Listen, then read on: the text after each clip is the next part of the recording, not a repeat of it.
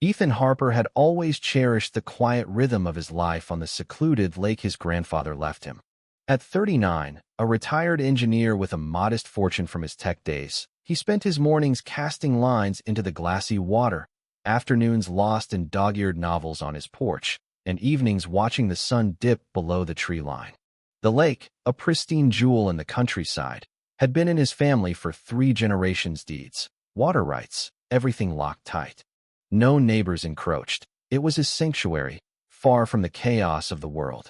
That peace shattered one crisp morning when the roar of heavy machinery jolted him awake.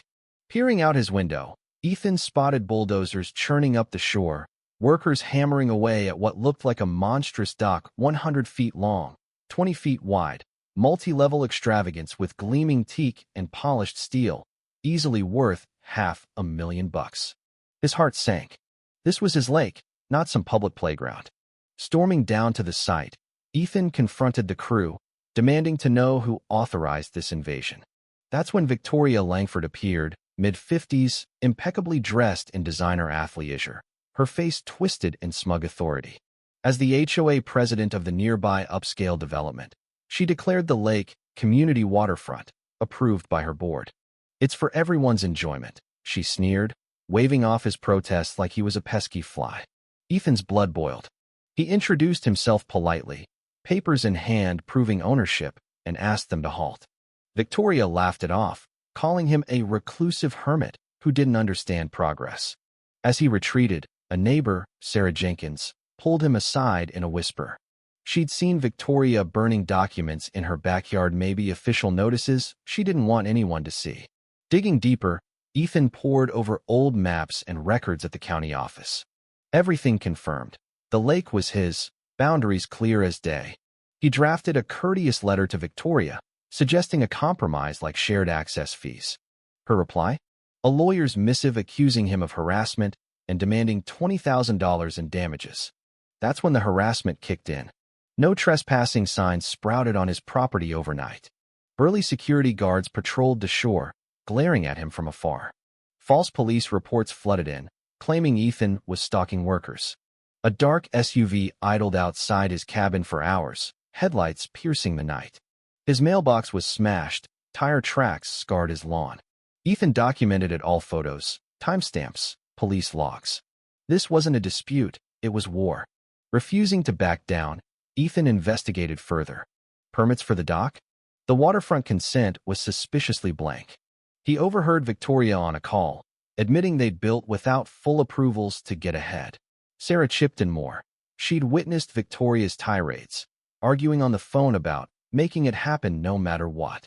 Turns out, the development was part of a shady real estate scam. Premier Waterfront Properties had sold lots with bogus promises of lake access, inflating values. Neighbors grumbled. Victoria's iron fist alienated everyone. Ethan filed complaints with county officials, stirring the pot. She retaliated with a bribery attempt, a fancy wine basket, and an offer to name the dock after his grandfather. When he refused, she hissed threats about her connections in high places. Hiring Michael Thornton, a sharp property lawyer, Ethan built his case. Slam dunk. Michael called it trespassing, permit violations, environmental damage from the noise and runoff. They fired off a cease and desist, demanding the dock's removal and land restoration. Victoria countered with her legal squad, claiming HOA bylaws trumped his deeds, a move that sparked outrage among residents. Word spread on social media, with posts decrying HOA tyranny. At meetings, members challenged Victoria. She shut them down with veiled threats of expulsion. Then journalist Alex Rivera got wind, approaching Ethan for the scoop.